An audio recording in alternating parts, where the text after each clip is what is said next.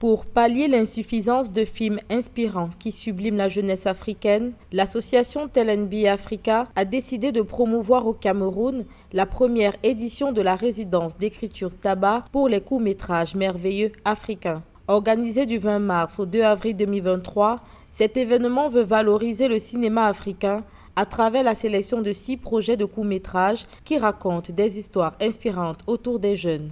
Parce que nous ne pouvons pas dire que nous avons, le monopole du savoir en ce qui concerne l'écriture des histoires. On a décidé de lancer un appel il y a 1 an.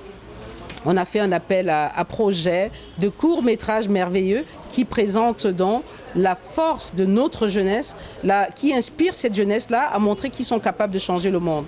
Et nous avons reçu une centaine de projets.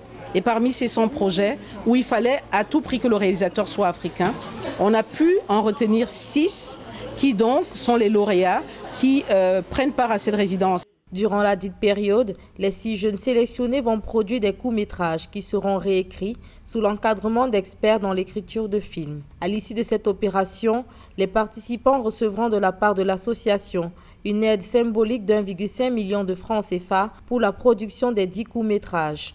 L'idée, c'est de leur donner une méthodologie d'écriture.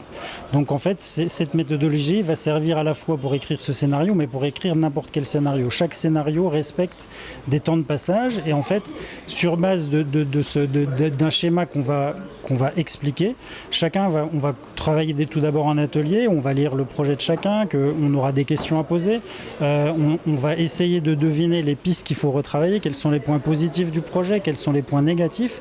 Et à partir de là, chacun va pouvoir travailler de façon individuelle. Le but de l'association TELNB Africa est de promouvoir la culture africaine, militer pour une réappropriation de l'identité africaine. Pour ce faire, sa première action a été la création du Ciné-Club K qui permet au grand public et aux jeunes de revisiter les films africains.